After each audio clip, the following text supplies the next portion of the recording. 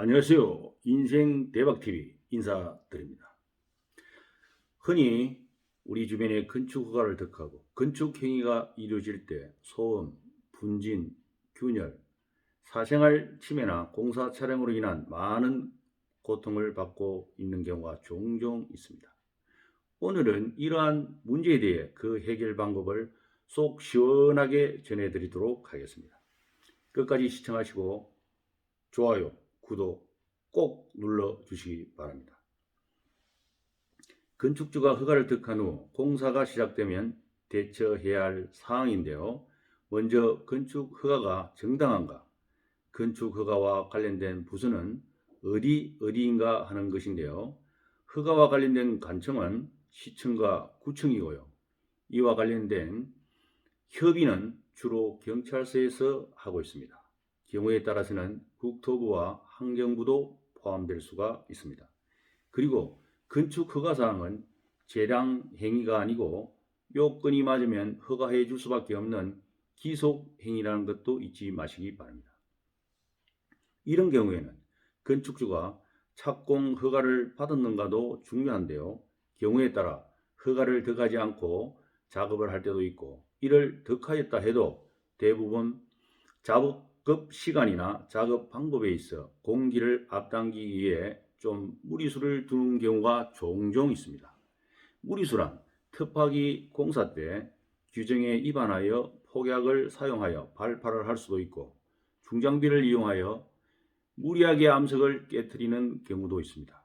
당연히 박음벽 설치는 물론 쇠륜기 설치는 기본임에도 이를 준수하기란 정말 어려운 일입니다. 예를 들면 발파를 할 때 소음 문제로 지자체에 신고를 하면 공무원이 현장에 나와서 2, 3회에 걸쳐 측정하게 되고 평균 5분 정도 기준으로 평균치를 내고 있는데 일반 주거지역은 65dB이 초과돼야 됩니다. 이런 경우는 정말 쉽지 않은 일입니다. 무엇보다도 중요한 사실은 말입니다. 공무원이 직접 소음을 측정해야 법적인 효력이 있음을 잊지 마시기 바랍니다. 물론 그때마다 체정을 해 두셔야 함도 명심하시고요.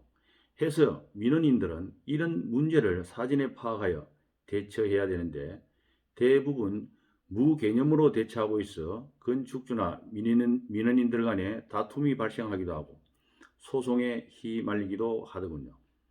이러한 것을 파악하셨다면 경우의 수를 생각해서 경찰서에 집회 신고도 하고 집회 용품도 준비해 두시는 것도 좋습니다.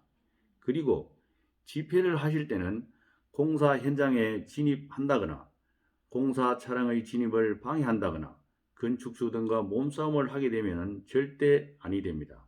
그러시면 형사처벌과 민사소송에 휘말릴 수 있다는 것도 명심해 주시기 바랍니다. 그리고 허가가 적법하다면 건축행위와 관련하여 영향평가, 즉 교통과 환경과 인구 등의 문제가 없는지를 따져봐야 합니다. 만약 일반인으로서 판단이 어려울 경우에는 먼저 건축사, 설계사, 변호사, 감리 등에게 자문을 구하신 후에 상급기관의 허가사항이 적절했는지 판단해달라고 하는 행정심판을 청구할 수도 있습니다. 민원인의 경우 보편적으로 시장이나 군수 등의 간담회나 언론보도, 집회 등도 진행할 수 있는데요. 이러한 행위들은 건축주나 허가관청에 대한 일종의 압박 행위로서 건축주에게 설계 변경을 유도하여 건폐율이나 용적률을 낮추기 위한 수단이기도 합니다. 경우에 따라 상호 협의에 따라 도네이션도 이루어질 수 있습니다. 여기에 도네이션과 관련하여 팁 하나 가르쳐 드리겠습니다. 그럼 좋아요, 구독 눌러주시기 바랍니다. 그럼 도네이션이란 기부를 받는 것인데요. 절대 현금으로 받으시면 안 됩니다. 사업에 대한 것으로 받으셔야 합니다. 그것도 건축주가 사업에 대한 입찰까지 부담하고 말입니다. 정말로 도네이션은 신중하게 결정하셔야 됩니다. 물론 객관성과 합법적이어야 하고요. 왜냐하면 잘못하다가는 여론에 휘말리게 되고 형사고발이나 민사소송으로까지 이어질 수 있다는 겁니다. 또 영양평가 등이 법적으로 문제가 없을 경우에는 공사 중 발파 등을 할 때 소음이 심하거나 집안에 균열이 일어났다거나 건축물이 기울어졌다거나 심한 분진 등으로 고통을 받을 때에는 공사중지 가처분 신청도 할 수 있습니다. 이 또한 피해가 명확하지 않으면 피하시는 것이 좋습니다. 이런 행위는 통상적으로 변호사를 선임해야 되고 피해가 중하고 명확하지 않으면 대부분 각하 또는 기각 처분의 경우가 많습니다. 왜냐하면 혹시 패소를 하게 되면 공사 중단에 따른 손해배상을 해 주어야 하기 때문입니다.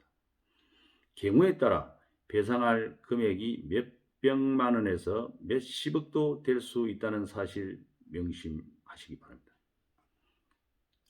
또 경우에 따라 허가관청을 상대로 행정소송도 진행할 수 있는데요. 이 또한 신중에 신중을 기하셔야 됩니다. 무엇보다도 중요한 것은 자연불악이나 아파트의 경우 특정인들이 쇠를 규합한 후 밀어붙이기식으로 민원사항을 진행하는 경우가 종종 있는데요. 이럴 경우에 건축주와 몸싸움과 마찰이 민원인들 간에 분열이 일어나게 됩니다. 그런데 말입니다. 중요한 사실은 고소고발이 난무하게 된다는 사실입니다. 그렇다면 그 비용은 누가 어떻게 부담할 것인가 하는 것인데요. 통상적으로 일부 집단 세력들이 개별적으로 행하는 경우도 있고 그래도 대표회의를 거쳐 심의 의결한 후 집행하는 경우가 있는데 만약 패소를 하거나 서로가 행사처분을 받아 전과자가 되는 등 잘못되었을 경우 걷잡을 수 없는 제2의 제3의 고발이나 소송이 진행된다는 사실입니다. 물론 정신적, 경제적인 손실도 어마어마하죠. 이럴 때 소잃고 애양간 곤치는 경우가 된다는 것입니다. 그렇다면 이런 경우에 어떻게 대처하는 것이 좋습니까? 하고 묻겠지요. 건축주가 허가관청에 합법적으로 허가를 득하고 시공을 한다면 법적으로는 어떻게 할 수가 없습니다.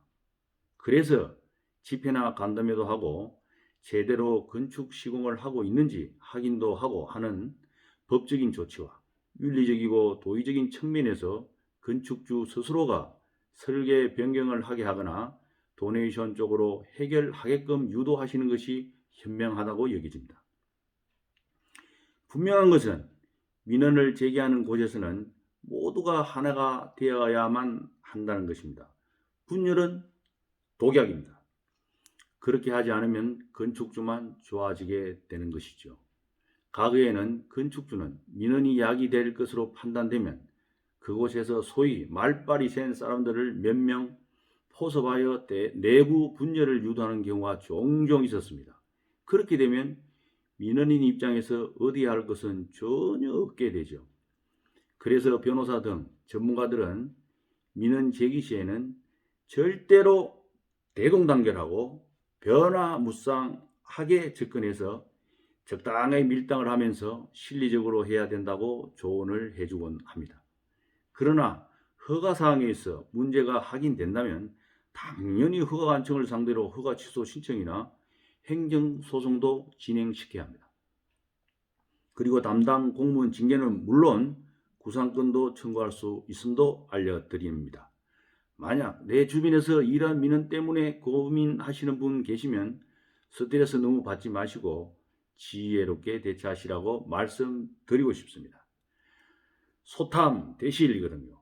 아무튼 이러한 일로 인하여 건축주와 주변 분들과 척을 지는 일은 없었으면 합니다. 이웃은 모두가 소중한 것이니까요. 오늘은 여기까지입니다. 인생TV 감사합니다.